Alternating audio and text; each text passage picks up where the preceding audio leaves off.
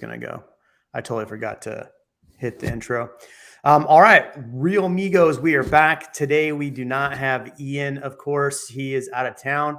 I brought on two of my good friends here. We have Trey Serrano out of the San Antonio, New Braunfels area, and my good friend, I don't call him a good friend, but a guy I know, Ken Posick. Just kidding, Ken, out of Orlando. I got to troll his live stream yesterday for a total of 7 minutes. It was a lot of fun. That 7 minutes. Yeah. Notice nobody was paying attention to you there. Kind of like over on here. Yeah, a lot like on here. All right, so let's talk about the market. So I want to go through, talk about the market, talk about what's going on in your neck of the woods, and go from there. First of all, the numbers just came out showing builder sentiment the lowest since 2020, which is crazy. So that's something that's interesting. Austin just saw a $53,000 price haircut from May to June. What are your markets looking like? Go ahead, Ken. I mean, our market's still super strong. What's up, Kevin from Lakeland, just down the I-4? See, Jeremy, you put out a live, and then my people show up. That's amazing how that works. Kevin's been around for a while, by the way. Oh, okay. Just messing around. So looking at, actually, our numbers came out for the week already as well. And I mean, it's funny because final list of sale price really for every factor is still 100%, 100.6%, 100.2%. What the weird thing was, you guys, I don't know if you see this, but like the under 250 crowd, I don't know why. That's actually the one that's selling the least in regards to list to sale ratio, which I would think like investors and a lot of these places would be buying them up even still under 250. But that's the only segment of our market that didn't see like at least 100% list to sale ratio recently. Interesting. What was it? Like how low, like what was the price difference? 97%. Really? Yeah. I mean, could that just be like people are looking at those under 250 and it's just for the most part not good quality homes, so they're getting it under list price? I mean, usually 250 here is going to be condo, manufactured home, something like that, Got it. So San Antonio, we're and our article just came out from the San Antonio Current, and it's saying that San Antonio is the top 50 cities with the biggest price drop. I thought that was pretty interesting. San Antonio, I feel like yeah. What was your price drop? Let me share my screen here. Let's see. California says 250 with no roof. That's California stuff right there. Yeah. Oh yeah. Here we go. Any Round Rock news? I mean, what do you want to know about Round Rock? As far as like prices have gone down? Can you see my screen yet? Yep. Yes. Yep, you're on. Boom. There you go. So yeah, it's ended number 6 of the biggest metro price drops. But it's basically pulling the MLS data of, the amount of, going from 350 to 340. But if you look at the median house price and the average sales price has actually gone up, which is interesting. But the median home price, I mean, really stayed the same. So, I mean, it seems like it's just a big bunch of people are pumping the brakes, just kind of see what's happening. There is double the amount of inventory that San Antonio has seen. I don't know if you guys are seeing more inventory, but yeah, that's kind of what I'm seeing. So our local inventory is up 137% since January 1. But if you look at June 2020, or June 2020, there was actually more inventory on the market today, like in this time of year. Have you guys gone back and looked at like how the inventory was like last summer and the summer before? Yeah. So we're in Austin, we're at 9,500 units, which is about in Austin, city of Austin, we're at 1.8 months inventory, where last year at this time, and I have that information in front of me, we were at, what is this, 2021? We were at 0.6 months inventory. So we've more than tripled the inventory. Wow. We've seen this time last year, we're 1.2, 1.4, depending on which summer month you're looking at. And now we're at 2. It's a lot. It could be the new construction too, because there's been a lot of developments. Yeah, Are I you mean, that guys? was the Are big you? critique for a while was the amount of new builds that were coming online. I mean, that was what people said that was going to crash the Austin market was the amount of new builds. But even then, they're still struggling. The stuff that's available in the MLS, you still can't just move into right now. A majority of it, some of it you can, but so Yeah, it's still stuff that's not done. we saw builders dumping entire neighborhoods on the market. So it was like, before you had to go to the neighborhood, see what they had available for you, build it or buy a spec like along the way.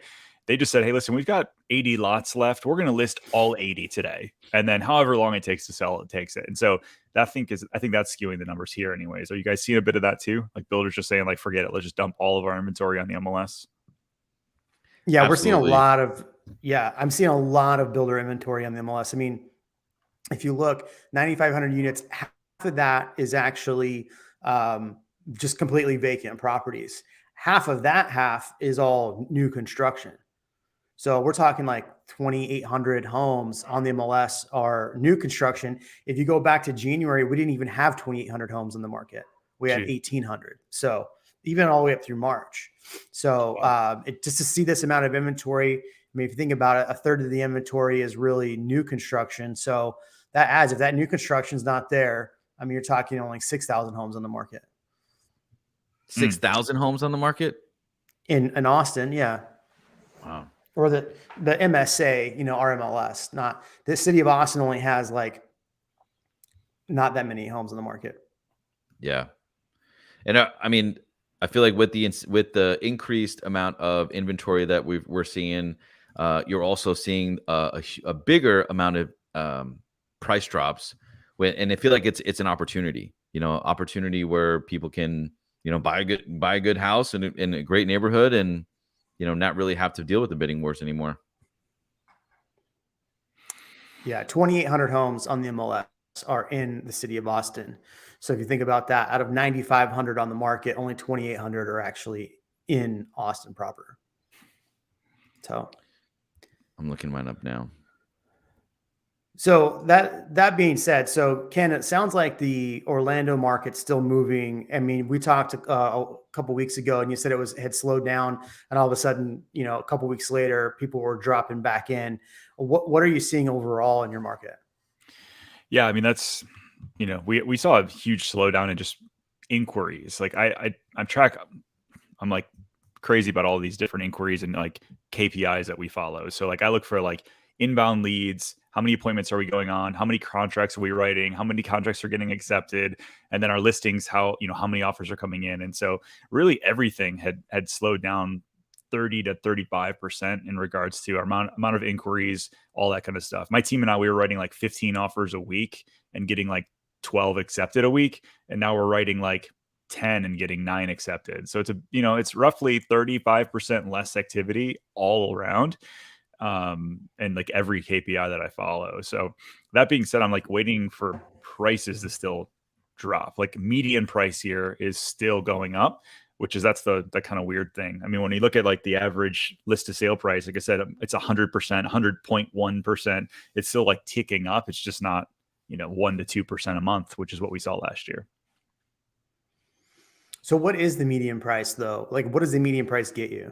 378, and that's a 2,000 square foot. Let's see. It's a 1981 square foot on average, 4.2. And I think that's where Austin's running into problems is that the median price for Austin is now 615, which has dropped. So I think that people seeing that drop, knowing that they can write offers under list price, will start getting people back in the buying pool. But for the most part, the median is still around 530. It came down from 530. It came down from 550 to 537. So 13,000. Somebody was asking about Round Rock. Round Rock, the median price is 507. So it's just under that median, and that fell as well. But going back to what I was saying though, is that the median price in Austin is so expensive that people are looking at places like San Antonio, or they're going, okay, well, if the median price, if I can afford 400, I can't really find anything in Austin, but I can still go to places in Florida. I'm going to go to places in Florida over Austin, or I'm going to go to San Antonio. You just have a longer drive. Are you seeing a lot of people, an uptick in sales Trey, from people not wanting to buy in Austin? Yeah, our team's getting a few phone calls, relocating actually more so to the Canyon Lake corridor. So 281 from the city of San Antonio all the way up to, I think it's Lake Travis, a little west of that, is a huge corridor where they're developing, and they actually want to move there instead of the 35 corridor. I guess people are thinking the 35 corridor is just too busy, and now It they're sucks. using the other corridor, closing both corridors. I think yeah, it depends on which way you take going to Austin. If you're taking the 281, I'll still think it takes even longer taking that than it does taking 35, even with all the headache. But yep. that's And you were here nor saying there. in Austin, there's about what 4,500 homes for sale right now in the Austin MSA that are vacant. So in the we MSA, have 4,500 are vacant. we have almost double, 7,015 right now for sale. 6 months ago, it was 3,000.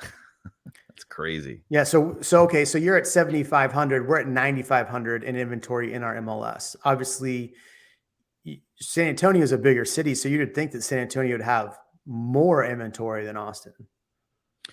Yeah, and this is just the city of San Antonio proper, so I'm sure the suburbs have. City of Austin's 2,800, so then that makes sense. You have 7,000 Yeah. city proper. We have 2,800, so that makes sense. Mhm. Are you seeing a huge uptick, Ken, in inventory? Do you think that's going to cool off prices in your area? Yeah, I mean, like I said, we've got 35% less houses selling, but 137% more listings. So from the beginning of the year. So yeah, I mean, that's going to eventually do something. But again, like we just haven't seen prices yet drop. And this is like week over week. So I think really what's going to tell the story is this time next month, because a lot of these sales happened a month ago. So people were able to lock in the fives or in the high fours, a month and a half ago. And so, or a lot of these new construction deals that happened a while ago. So I think next month is really going to tell the story, like to figure out where we're at. What's interesting is I've seen a lot of builders here. They're trying to get a lot of incentives out right now. One of the incentives I've seen quite a few builders, obviously they're some of the ones who didn't want to deal with realtors are now and trying to incentivize us to bring clients back, which go I find figure. funny. What was that? I said, oh yeah, go figure. Yeah. But what I'm seeing is, so you have builders that are offering a ton of incentives as far as like what they'll give you in closing costs, what they'll pay in closing costs. And on top of that, they're like buying down the rate for you. Yep. Now, the thing with builders, and we know this, is that they have a relationship with that lender. So really there's a lot of kickbacks between the two. So they're just moving your money around and giving it to you in a different way. But I think that's one thing, and correct me if you're not seeing this in your markets, but one thing that we're doing, I just got a client under contract resale. We got a pretty decent discount on the house plus closing costs, so we could pay down the rate. Are you seeing opportunities like that in your markets? Go ahead, Trey. You can go first. So yeah, I mean, Perry, one of the biggest, most known builders in Texas, and I think they're in Florida too. Perry is giving $20,000 worth of incentives that they can buy down the rate, basically take care of all the closing costs. But it's not only to compete against the other builders and new inventory that's coming out, but now they have to compete with the pre-owned market. And the pre-owned market, is probably of the better value, but for the move-in ready, for all the warranty stuff, I mean, you're getting a lot of incentives. So the question is, before I say that, go ahead, Ken.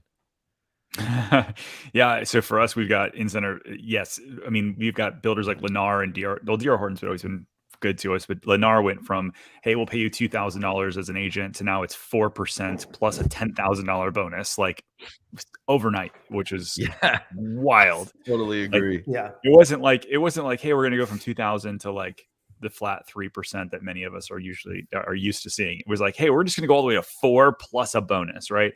And then on top of that, they're offering like a $10,000 to $15,000 closing cost incentive on their specs and a $25,000 incentive at the design center. And so, yeah, we're seeing that a lot. We have some builders that are doing, this is an interesting one. I don't know if you guys are seeing this at all, but like I had one builder say that if you go with their partner lender, that they're going to give like 15 grand towards closing costs, but you can only use it to use like either a buy down or take one of the 2-1 arms. Have you guys seen these coming back in the market? Yep. So the 2-1 arm that they're offering though is like you buy it down 2% for year 1, 1% for year 2, and then it goes to whatever the prevailing rate is after that. And Whoa. so, yeah, so like right now you could get 4% when you close today, 5% next year, and then whatever it might be, which is kind of, I don't know. It's scary. It's very 2000-esque to me, Yeah. 2008-esque to me, where it's like, So I'll tell you what we just did on our property. So it's interesting. So we just sold our home and we bought a new home, but we bought the new home before selling our home because initially we were going to rent it out. We did a 10-year arm on a jumbo. So if you're buying a jumbo, so what's jumbo now? Over what, 600 or over 700? in our They markets, I think they it's change it all the time. So yeah. so buying a jumbo was actually a lower rate than buying a non-jumbo. And then we did a 10-year arm, but we sold our other house and just pretty much used that to cash out and pay off. And obviously we're going to build a pool, so we have funds set aside for that. But those 10-year arms wasn't a bad way to go because it was a 4.3 interest rate versus it was going to be 5.5. Well, here's the thing, like on the 10-1, how many people actually stay in their house for longer than 10 years? Right. Like Tommy said, there you go, just put on the screen, a 2-1 arm is very short. And I feel like, but here's the thing that they're doing. They're qualifying people on today's prevailing rate.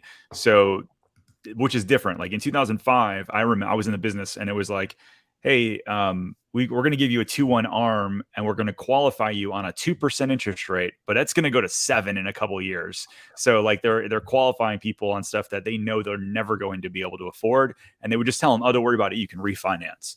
But a 10-1 arm, which you just got yourself into, like, I mean, dude, you're not going to own that house for 10 years or at least live there for 10 years. And you'll have an opportunity to refinance over the next 10 years when the rates do eventually drop. Right. Something that builders are not doing is they're not dropping prices. It's like they'll give you a $10,000 bonus. They'll buy down your rate down to what you guys said, a 2-1 arm, but they just don't want to drop the price. Yeah. Do you know why that is? Because of the appraisals. Yeah. Yep. Yeah, that's an interesting thing. And we see that a lot here too in Austin. Like they're saying that they're dropping the price $100,000, but really like if a home should have listed at 750, they were pricing homes at 850. So they're just pricing homes where they should have been to begin with, instead of trying to get that extra $100,000 in, margin, which I don't blame them for trying to get that extra $100,000, but we're not at that time anymore. No. And that's kind of good. Go Trey. And that's kind of the buyer beware thing that, people should know is when you see the word price drop, like you're going to see it more in this market in any city that you're looking to buy. Just be careful. The price drop wasn't what Jeremy said is, if they listed it for 850, but it really should have been listed for 750. And then they say the price dropped it for 750. Well, that's not really a price drop. So sorry, go ahead. That's pricing it where it should be. Yeah. Yep. No, I was just going to ask you guys, how many price drops are you seeing in your market? Like if you looked at the past, like, do you guys look at the trolling 7-day average? I do. So I'll pull mine up real quick. Let's see, where are we? We had over 1,000 in the past 7 days. 1,000. How big is how many homes are on the market in your MLS right now? 6,200 in our MLS right now. Wow, that's low. I mean, how many people live in Orlando? So in the 5 county or in area, that MLS? Yeah, it was in the MLS. It's like 3 million. Wow. Okay. So Austin, I mean, we only have probably like what, a million in Austin, and probably like 2 million total in our area. And we're at 9,500 homes on the market. But here, I'll share this real quick. This is what the Austin area is. You'll be shocked how many price drops we have. It's so on the MLS right now, 9,500 homes, 7-day rolling average. You're looking at new listings for 7 days is just under 1,400. So 1,350. Price decreases almost 2,100. Wow. That's more than San Antonio. Yeah.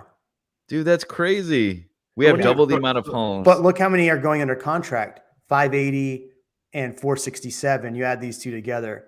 So you're talking not 1,000 homes hit the market, or 1,000 homes went under contract, 1,300 hit the market. And then the one thing that people don't ever look at is the back on market, 235. So, I mean, 25% of home, if you take the homes that went under contract, 25% came back on the market. Wow. That's a big pretty number. big amount. Yeah. So What I think are a you lot doing of it your has to share? do with people just being scared of the market. They're hearing how much is crashing. They're hearing that, plus I think people are out of town, but I think a lot of these things are why people are really hesitant on Austin right now. But our buyers that are buying are getting pretty good deals. So there's still that. Yeah, I mean, some buyers looked at 3-4 months ago, 6 months ago as this is not sustainable. All the multiple offers and this and that.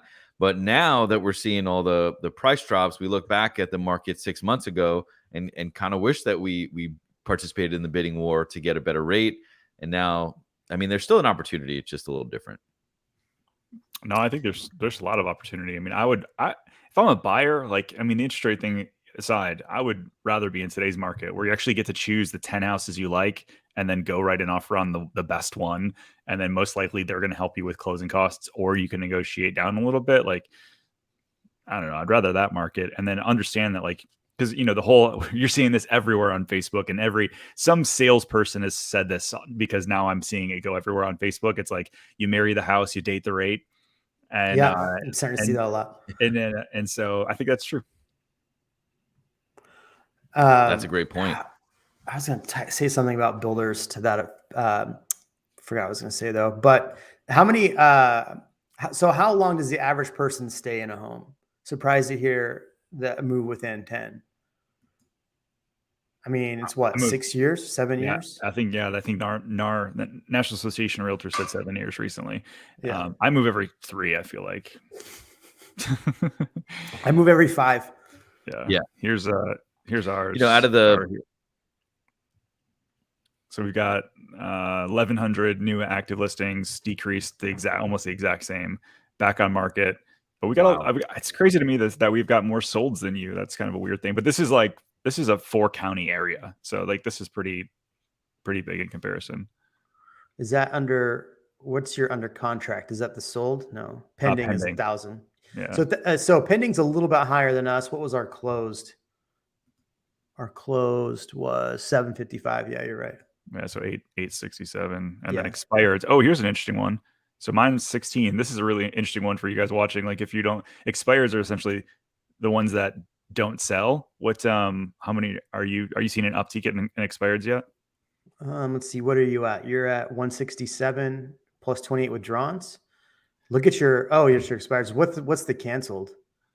Down at the bottom, 167. What is that though? What does that mean in your market? That would mean a listing canceled, not the contract canceled. Right. So it's the same thing as an expired, right? No, expired. So expired would mean that the contract actually went all the way to the end and then canceled. Canceled would mean that, hey, we were going to list our house, but let's pull it off now and see what happens. Temporary back off market means they plan to come back. Canceled means they're done. They cancel their contract with their agent. So here's ours. Let's see if I can zoom in a little bit. So we're looking at withdrawn 215. That's a lot. It's a lot. Expired just about the same, 37. Holds is the same thing as where it's like temporary off market or whatever. So, I mean, look at that. So that's the amount that came off the market temporarily. 122 temporarily off the market is a lot. It's a big number. Yeah. Yeah. And so but on the flip side of that, if you look at, because holds, withdrawns, and expireds don't go into this number. But if you look at this number, this is how many homes are actually on the market. 9,400. So with those, if you put those back on the market, you're looking at almost 9,700 units on the market. It's pretty substantial. Yeah. Well, let's, I don't know. I mean, I don't know how we made the list of biggest price drops in the nation, top 50. It's crazy. Well, I mean, it's Texas. You always got to go big in Texas, right? Here, I'll show you my last 7 days. And San Antonio, population of 2 million people, supposed to be one of the fastest growing cities. And let's see, can you guys see it? Not yet. Yeah, here. So 2,000 new listing, 2,085 price changes or price drops are 1,643. 83 expireds and Oh wow, pending 1,000. 83 Price expired. changes. A lot. Yeah, that's a lot. Price changes 6 months ago were no more than 500-600. So it's more than doubled. That's crazy. Oof. So putting our heads together, then what does that mean for the market? So obviously we live in three completely different markets. We're seeing kind of some of the similar things, but we're seeing a lot different here in the Austin area compared to both of you. What are your overall sentiment going forward through the rest of the year in Orlando and in San Antonio? So for me, I feel like my overall sentiment is that I've been guesstimating that we're probably going to still end up 3 to 5% up this year, beyond like starting from June on. So we were going up 1% or 2% a month for a really long time. Then it kind of like the brakes slammed, but I think we're going to continue to go up probably 3 to 5%. Then the election's going to happen, and who knows what happens, right? Fed, if they raise the rate, I think the market starts dipping, man. I think that we're in for a little bit of a bumpy ride. Inflation is still kind of crazy, so I think that they're going to try to get that under control, and I think that they're going to try to cause a recession to make it happen. So part of that's going to be potential housing. I don't know how bad it'll be beyond that, but I think when you look at the overall housing picture, though, right? Like I think we're all on the same page. Is that like this time is not like 2008. Like inflation's the problem today, whereas back then it was horrible lending situation. Right. And so I think that it'll be a little bit different. Well, and one thing to think about too is we don't have the same right now, right? And this could change, is we don't have the same amount of unemployment that we saw in 08. And so I think there's a lot of things that were bad for 08. Obviously, all the lending practices that happened, you had a lot of people go, on unemployment right after that. So people had to get their homes on the market. And then you had people that were foreclosing because of all of that. Right now, we don't necessarily see that same thing for the unemployment rate. I mean, I'll pull up as you start talking, I'll pull up the unemployment rate in numbers, but so we don't see those same factors that we saw. And the other thing is, if you think about it, as far as a crash goes, because a lot of people want to say the word crash, but they don't really define what that means. If you think about it from this aspect, if you could sell your home for $800,000, so let's say you owe $350,000 on your home. Mm-hmm. You could have sold it for $8,000. The market drops $100,000 and you sell it for $7,000. Okay. You still sold and had a ton of equity. Now it sucks you took $100,000 less, but I mean, the reality is if you would have held that home for another few years, you would have gotten that back. And plus you'd have been able to write off interest, but that's beside the point.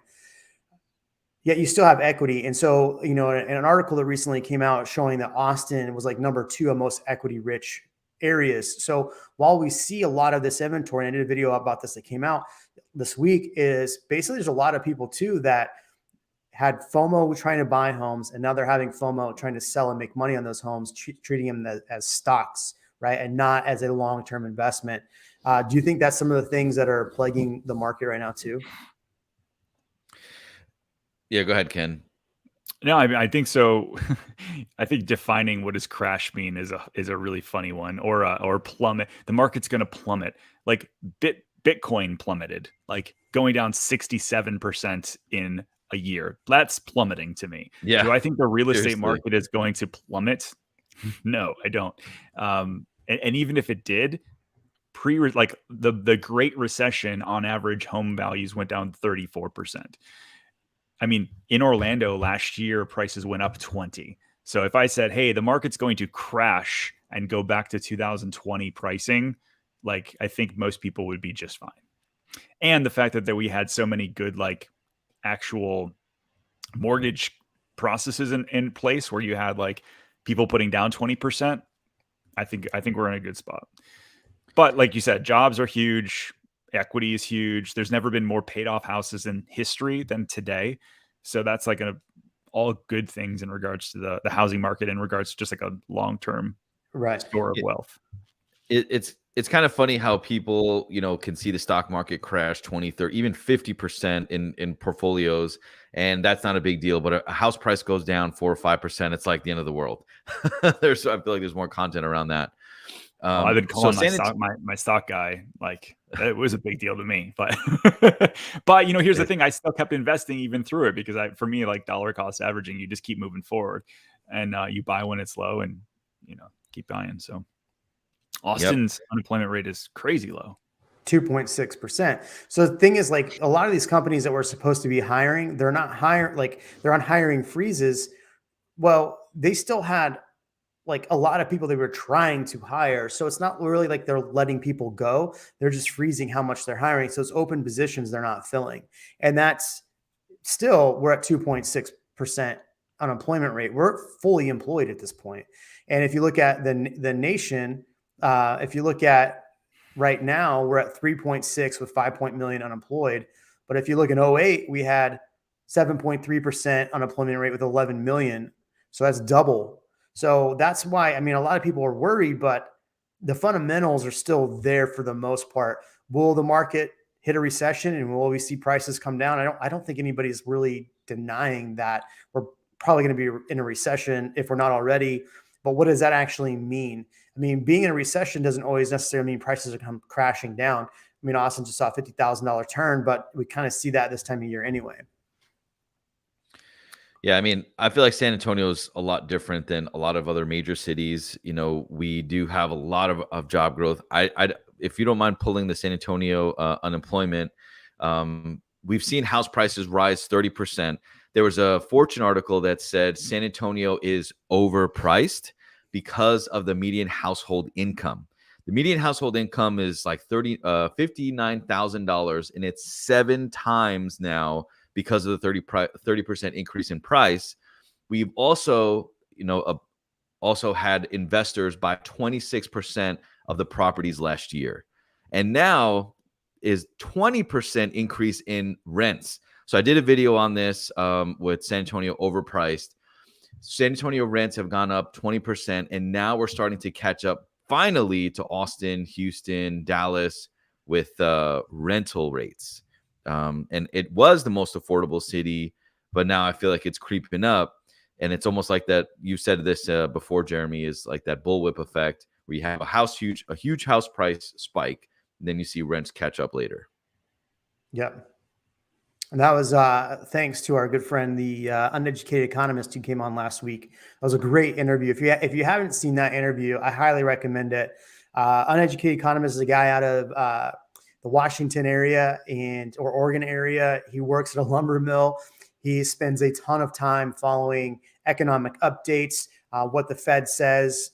He does a very good job of turning around and breaking that down for most people to kind of understand. And so he does a really good job. I mean, he's just a regular dude, but he put out a video, I think today, and I haven't seen it yet, but about a housing crash. And obviously he came on here and took a lot of that over there. But he does a very good job. So if you haven't watched Uneducated Economist, I highly recommend you do it. Very, very good guy.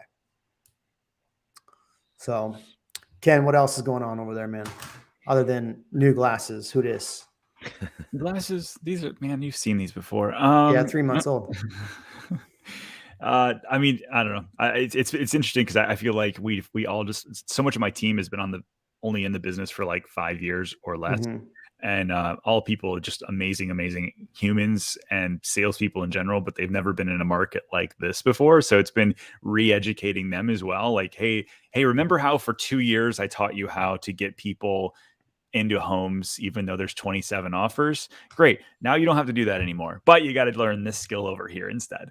And so that's been what I'm spending almost like the majority of my time right now, walking through those processes. And then, like, a lot of people in the comments talking about new construction, I'm talking a lot about like people that locked in a year ago, and builders are like all of a sudden offering incentives. And so these buyers are like, well, I should get an incentive. I'm like, well, your incentive is that you're closing with $80,000 in equity. So, right. Do you want the $10,000 to buy down your rate, or do you want the $80,000 in equity? Because you can only have one. That's a good point. So we're running into this a lot in Austin now because all these builders are dropping their prices. and they're offering a lot of incentives. So do you, and I've talked about this a little bit on the channel. So do you just run off and go lose potentially $5,000+, or do you just stick with it? I mean, there was one guy who wrote a comment that he left $60,000 in earnest money on the table to go run to another one that was like 120 grand less. So he saved 60 grand. But if you think about it, it's kind of a wash, right? Because he lost 60 grand, he made 60 grand. It's kind of a wash. But I mean, I think that's a lot of people, situation a lot of people are in. We just had one where with DR Horton, where we tried to switch from one house to another. And they're like, no, we're going to keep because I think probably people are doing it. They're like, no, we're still going to take the earnest money from this one, even though you're buying the same, a little bit bigger home for the same price in the same community. And they're like, no, we're still going to take your $5,000 earnest money. So it's like, does it make sense? They end up ultimately staying with that contract. But a lot of the problem, I think, with a lot of these buyers is you look at price, and then, if you're going to have to wait 4 more months when there's another one coming on the market and you can get today's interest rates versus waiting still 4 more months to lock. I mean, that's what you got to figure out. Yeah. What's funny about that though, like, so even if somebody popped over and saved, like in your situation, right? So I lost a deposit at 60,000, but I picked it up because I saved 60,000 on the purchase price. Not everybody has all that much liquid cash as well. Like if they're gonna, you might save 60,000 by canceling that contract and moving over here, but then you still have to come up with another deposit and another, your down payment and all these other kind of things. I think that ends up putting people in a much worse position. Like I would much rather have more cash in the bank and pay a little bit more for a house than have to like liquidate everything I own just to move into a home. I don't know. I think, especially as we go into like these uncertain times over the next 6 months, I think people that are sitting on cash are probably going to be in a better position. Yeah. Speaking of the uncertain times, I feel like it's pretty certain that you can get a really, really good deal right now. I mean, the value of a home still hasn't seen the hit of these potential price drops, right? Depending where you are. And I feel like if you can get in a home with incentives or with the seller paying your loan fees or whatever, then it's a better deal. And then the value of it, once it gets appraised, it's going to appraise higher because it's using the comparables from a month or 2 or 3 ago. And I just think, buy down the rate and save your cash, like Ken said, and invest. I mean, it's a really, really good time to buy, I think. But on the flip side, to sell, maybe you could wait. Maybe you could wait till hopefully rates go down. Yeah. Yep. Yeah. Well, I mean, if you think about it too, if you just look at, and I mean, your market's a little bit different, Ken. I mean, we talked about this last time you were on, but in Austin, you typically see on a yearly time frame, like June is the highest month of sales prices. Well, this year, May's numbers were the highest, but usually this time of year, and then it drops down and levels off. So really the best time to sell is really like April. Right? If you're going to put your house in the market, the best time of the year in Austin is to put it on in April. So, and one thing I always tell buyers, like you can buy right now in February, March, April, and you're going to buy prices and it's going to be tough, or you can wait till August and buy in August. You won't have as much competition, but prices will definitely be higher than the February numbers. Right? So this year, which is kind of interesting, is the prices dropped so much, we're back down to March numbers. So if you bought in April, now you kind of overpaid. You bought in June, you overpaid. Well, actually, June, you probably didn't overpay because prices came down. But anyway. Yeah. One thing about that, like you're like we haven't seen a normal cycle for a year. Like here, it used to be like December, January, you could count on it being kind of slow. It's Florida. People are like on vacation. They're chilling, right? And then every other month was, it just kind of peaked all the way up in the summer and then dropped back down. The past 3 years have just been a total mess. So like there was no cyclical nature, right? So you're seeing that we might actually return back to that if your normal June is typically slow. Yeah. I mean, a lot of people, it's hot, and especially this year. I think there's just so many different compounding things happening. It is hot AF in Austin right now. And I'm sure it's not any cooler in San Antonio, but hey, you're in Orlando, so it's nice and cool, right? Oh yeah, it's super cool here. It's 100 degrees with 100% humidity, something like that. Yeah. Does the air conditioning work in the new car, Ken? It works really well. Yeah. That's The awesome. car that took you like 18 months to order or whatever it was. Well, no, I canceled that one to get this one because I was just sick of waiting for the new one. So I said, forget it. We're gonna go with something that I can get now. So what was what ZY was saying? You put on the screen. So better. Are you kidding me? Simple maths. Yeah, I like this. Yeah, simple maths. As long as price gap is larger than the option fee, you should definitely quit the contract. That's what I'm trying to say. Is like if you're going to take 60,000 here to over here and grab 60,000, it makes more sense to stay with what you already have. But if it's 60,000 and a $200,000 gap, yeah, of course you're going to move over to the other one. But at the end of the day, like I think having more cash is going to be smart. Are you still seeing a lot of investors in your market, Trey? Yes. You know what's crazy is we're seeing a lot of multifamily, like a lot. So I don't know if apartments, like 40, 50 plus units. From duplexes, triplexes, quadplexes, 100 agent developments. I'm sorry, 100 agent, 100 unit complexes. We're really seeing. Actually, I'm meeting with an investor this weekend. He's unloading 7 of his duplexes or quadplexes and just dumping it into these 100 unit complexes. So I want to share some of the news articles about investors in San Antonio that I think people are going to find. While you're grabbing that, I just met with an agent today who's talking about coming to Real Broker, and he does a lot of he runs a podcast in Austin, an investment podcast. His name is Jordan. And so we were talking and just talking about stuff that is happening with investors. And he was pointing out that like duplexes have always been hard to find in Austin. And typically we would see like 40 available. Now there's like 100 available. So as far as like multifamily, there's a lot more multifamily hitting the market right now because some of these investors are just trying to pull the plug and pull their equity out as well. So we bought a duplex in January, and I have been searching for my next one ever since. Like, I don't know what it is. They're very similar here. Hard to find. Yeah. So I follow huge fan of the San Antonio Business Journal and the San Antonio Express News. This is saying that this in 2021, they bought 28%. And Texas is a great state to invest. I'm sure there's other states that are better to invest with cash flow, but Texas specifically, it's such a diverse market. I mean, Jeremy talks about this. All the businesses of the tech industry, basically had a huge boom in Austin. But San Antonio is actually seeing in the last year, and I did this in a video with Hope Prices Tank on my channel. Shameless plug there.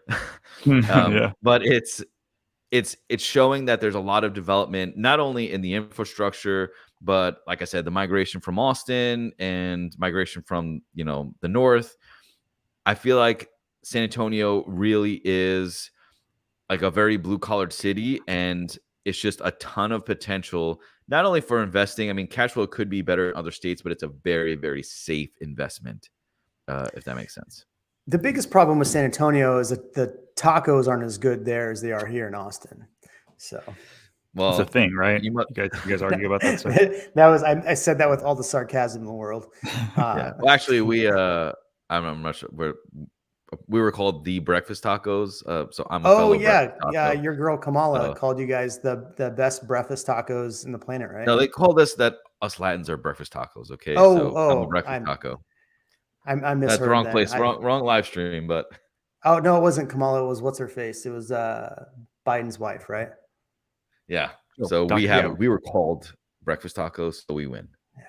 That's okay. Well, I mean, you win then. I mean, you guys are the best breakfast tacos. Congrats. What were you gonna say, Ken? Oh no, congrats. I just said congrats. I'm looking for duplexes now while you guys are arguing about tacos. Torchies is garbage. Oh my god. Oh man, Torchies kills me. Areas to invest. Go ahead. Yeah, Trey, what are you looking at? Oh, are you guys looking at my stuff? Yeah, we were trying to. Oh yeah, on you. I'm just trying to. Anyways, go ahead. Dinosaur D, welcome. Wants to know if a Serrano breakfast taco is muy caliente. It's very spicy. Oh man, That's what he said. yeah, Yep, that's what very he spicy. said. So let me ask You you were a saying question something then, about Ken. So you said you're looking at duplexes. What are you looking for? Like, if I was going to buy a duplex, well, number one, where are you buying a duplex? And when you're buying a duplex, what are you looking for? It's to me, it's just straight cash flow. Like it's one roof, it's one exterior maintenance. It's the same lawn guy. Like I literally pay the same for lawn on my duplex as I do on my single family house. And so like for me, the economies of scale between like a two. So we own a 2-bedroom, like a 2-2 on each side. So four bedrooms, 4 baths on each side. I get 1,800 a side. But if I was going to go buy a 3-2, it would be more expensive and the rents are only an extra $200 a month. And so like my duplex, I cash flow $1,100 a month. It's like the best investment I've made. I like one of my clients called me and was like, "Hey, we're moving to Portland. We don't want to be long-term tenant or like landlords. Can you list this for us?" And I was like, "I can buy it from you for sure." So I just, gave them market value minus my fee. And it's been the best thing. So for me, I think economies of scale for duplexes are fantastic. So to get and 3,600 in rents, what are you paying for though in your area for something like that? Not what you paid for, but just what are you seeing for prices? So that place would sell today for 525 with no I actually have HOA, low taxes. Like it's a win. I paid I actually have a 450. duplex coming for sale next week. It's a 3232 for 500 if you're interested. Straight up. Seriously. What's that rent per side? One is 1,200 and the other is 1,500. But the 1,200 one is like low on purpose because it's an elderly person. So $3,000 a month on 500. If you're doing No, what's an investor 450. rate? 450. 450. Oh, that's not too bad. And it's 3,000 like month. a very, very good part of the city. It's on the northwest side, right off Bitters and I think it's Vance Jackson. Very, very good area. I'm actually thinking about buying it, but You now that should. Ken said he bought his clients, I'll buy mine. But I'll let you know. I'll keep you posted. So Well, I mean, what's going to start? We're going to start seeing a bunch of billboards again from these agents, like guaranteed sold or I'll buy it. They're going to start seeing that again. Watch. Yep. You should That's get a on good it, point. Jeremy. I just had an appointment with a client who they had like Redfin coming to give them an offer. They had a bunch of different companies coming to give them an offer. And I was talking to somebody about Orchard, and Orchard, what they're saying is that investors aren't buying in Orchard right now. So their cash flow is coming down. So it's going to be a lot harder for like Orchard to operate. So I'm wondering if a lot of these companies that are the either, reduced fees brokers or these people that are buying up properties, like the big names, right? Not the little names out there, but like the big names, like, Redfin, I guess they're doing a buying program like Orchard. What are the other big names? Open All Door. of those. Do you think that they're going to start? Knock, Yeah, Open Door. Because I mean, you see a lot of Open Door properties sitting on the market, not selling. Yep. So do you think that you're going to see kind of a lot of those companies go by the wayside? I got my opinion. Go ahead, Trey. What do you think, buddy? No, I mean, I don't think they're going to go away. But I think literally today, if you were to get the estimate from their algorithm, it's going to pull comparables from the last 3 months. So I think that's potentially an opportunity. I mean, yeah, they charge like 12%, for buying your house or whatever. It could be like pristine and they still charge you some kind of repair stuff. But I mean, they're using basically numbers that happen, a few months ago, and then if prices continue to drop, I mean, you'd make out pretty well, I think. Yeah, I mean, I think for consumers, I'm thinking from the Open Door model. Like I Jeremy, we should look for this and see how many Open Door people, how many homes they're actually buying and closing on versus. I mean, I heard that BlackRock got out of buying residential houses, or they paused it for a minute, where they were like some of the biggest. Like one of the biggest buyers in the world for residential properties, right? When you start seeing investors pull out of these markets, like big and like institutional investors, that actually scares me more than the interest rates. because they were buying up so much crap and artificially blowing up our market. I don't know. We'll see. That's going to be a really big one for us to watch. Well, I had a friend who used to work for Bungalow, and their model's a little bit different. They'd buy anything like really under 300 and turn around. I mean, it's similar to BlackRock, but they'd buy these properties. They'd have these big investors come give them like 20, $30 million. And then go out and they'd buy a bunch of stuff, renovate it, and hold. So they have a big portfolio, kind of like what BlackRock does. I'm curious. I haven't talked to him in a while. I wonder if they're still purchasing, but a lot of those companies still charge you like it. So they're going to buy your home at a reduced fee, plus they're going to go charge you fees, which I remember it was like 5%. I did a video about Open Door with the guy, and it was like 5%, plus they like wanted 17 grand off of the price after they went under contract. So it didn't really make sense, and he didn't sell his to them, but you still end up paying the same. If you're trying to save money, you really still don't. In fact, you lose money. What you are gaining is the ease of not having to put it on the market. So there comes a cost of that. So 100%. Yeah. Christina just, like what's up? The Christina is in the room. Ooh, Christina. Did you know in this office right here, this Sunday, we are going to stream Christina and I from this backdrop. Christina and I are going to be here. She's coming to your house, your place? Coming to my house. Oh my gosh. Yeah. She's a legend, and she's right. So we're seeing, which is so crazy to see, like we're seeing Chinese investors here like wild, which were not something that we saw at all. Like that was something you saw much more on the West Coast of the country. But the amount of like Asian people, like investors dumping money into Florida right now, I don't know if it takes the place of a lot of these like knock, Open Door, all this Wall Street money, but it is significantly more than it was a year ago. I think part of the reason too why so many more foreign buyers are buying now, and I heard this a while ago, and there's a report, and I'll have to go find it on the Austin Business Journal. But what they were saying is a lot of the Chinese investors, because they could not get money out of the country or couldn't come because of travel restrictions, the Chinese money that had been here in like 19 was no longer here.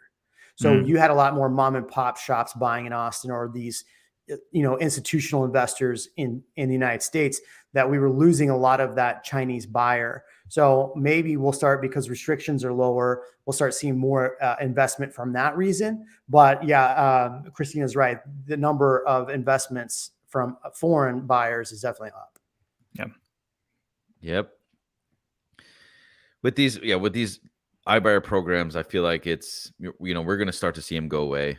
I don't think the opportunities, or maybe they're going to cut companies, but I don't think they're going to go away completely. Just maybe shrink it as a company. Yeah. I feel like, what Dinosaur D just mentioned, it is interesting to see, like, cause he's right. I mean, the Canadian dollar is actually almost as strongest it's ever been against the dollar in the longest time. Brad is obviously very excited about that. Our friend Brad up there. But the euro is basically a 1-to-1. First time we've seen that in almost forever. And it would be interesting to see how some of these different monetary policies that like we're implementing here locally, how that affects foreign investors.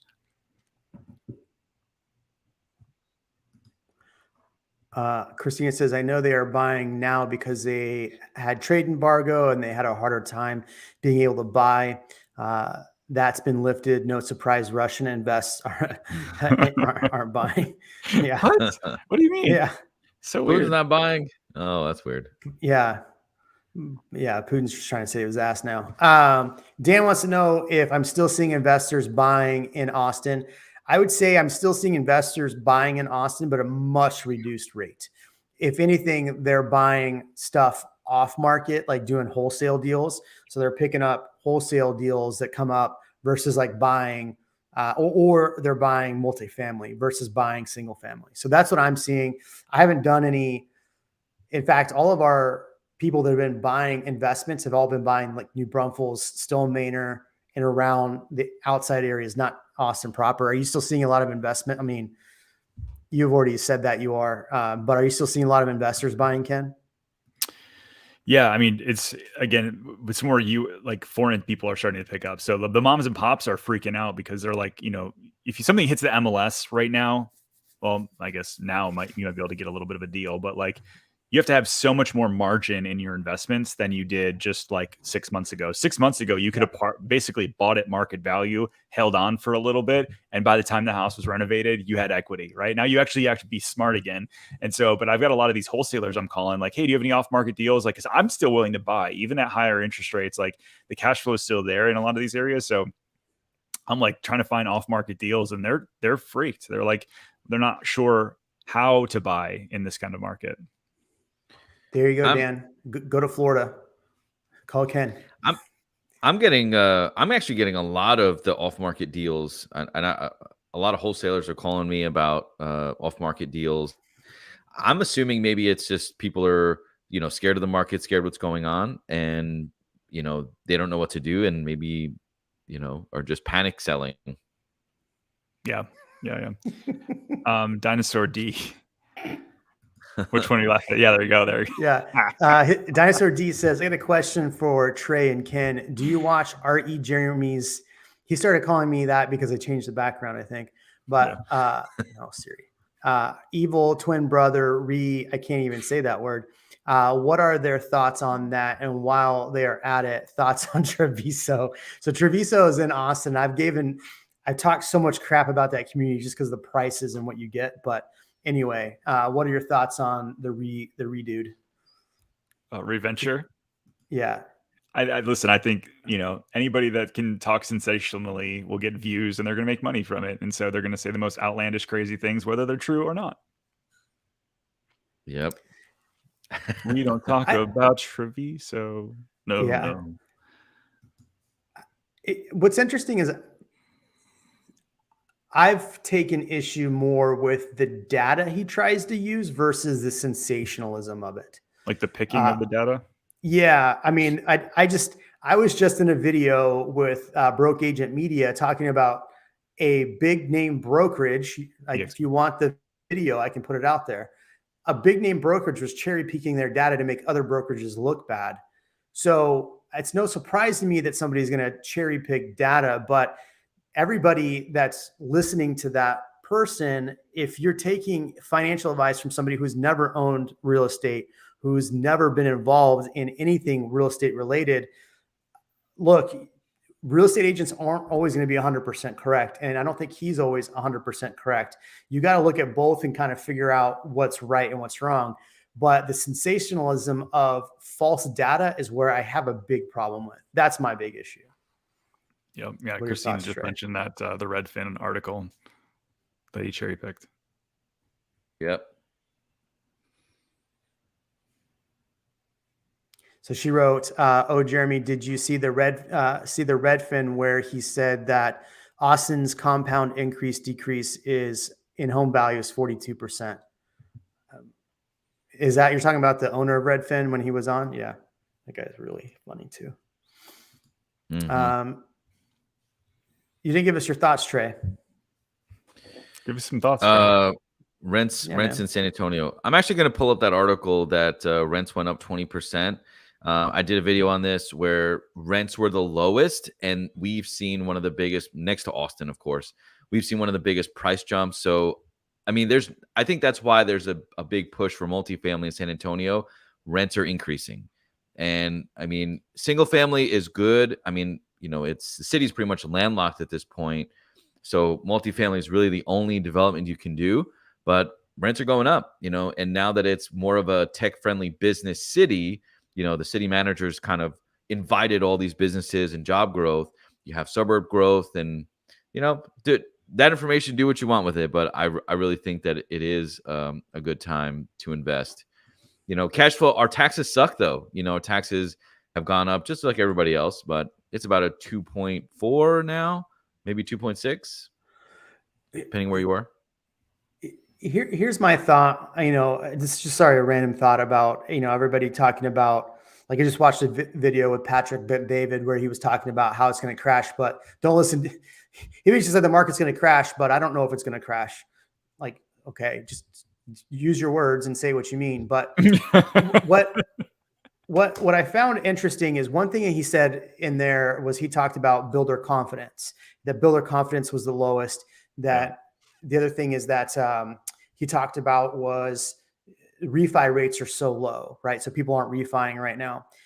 Part of the problem, I think, why we're not seeing even more inventory is the fact that interest rates were so low that people that bought aren't going to sell in the next few years like they would have, right? But my thinking here is that if builder confidence is this low, what we're seeing a lot of builders doing is switching and going to multifamily, which just means that they're going towards more rentals or rent to own options versus building single family. If they start pivoting right now and stop building more, especially in Austin, new single family homes, that's just going to cause prices to rebound even faster. So prices do come down and builders stop building and go more towards multifamily. Single family home prices are still going to continue to go up. Maybe they're not going to go, they're definitely not going to go up 20, 30, 40% like they were, but they're going to go back to the 9, 10, 11%, 12%, which we standard see. Yeah. Do you guys have D.R. Horton there? Yeah. They're national, huge builder. Deep thoughts, said Jeremy. Exactly. They actually just pivoted here to like, they were going to open a new section of their neighborhood, which has like 8,000 houses in it. And they said, you know what, instead of that last section, they rezoned it to put in like 600 apartments. I would be pissed if I lived in that neighborhood because you'd think that they're just going to be a continuation of houses. So yeah, they rezoned apartments. And I think you're right. You know, if they pivot to the rental communities, which makes sense because rents are still up 10% so far this year, they're going to make more money. They've got an asset that they can hold on to long term instead of just turning out these houses. It'll be an interesting take. Yeah, Christina was saying this was the weird stat given by Redfin CEO. How'd you pull it up? Yeah, it's going to be a bumpy landing.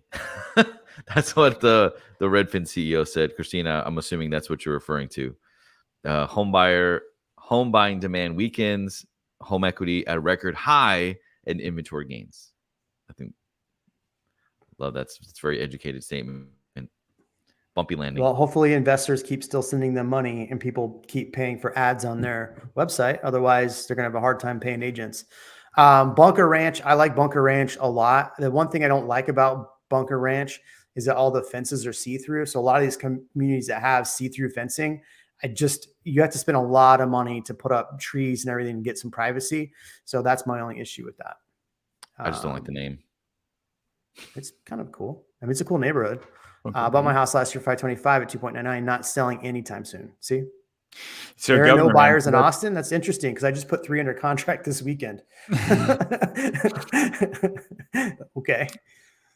I think Governor, what he just talked about, the 2.9. I mean, we've got a 15-year mortgage at 2.25. Like, I'm not selling this house. Even when we go to move, like, I'm going to keep this house and we're going to rent it. Like, this won't come back into the pool to be able for people to purchase, right?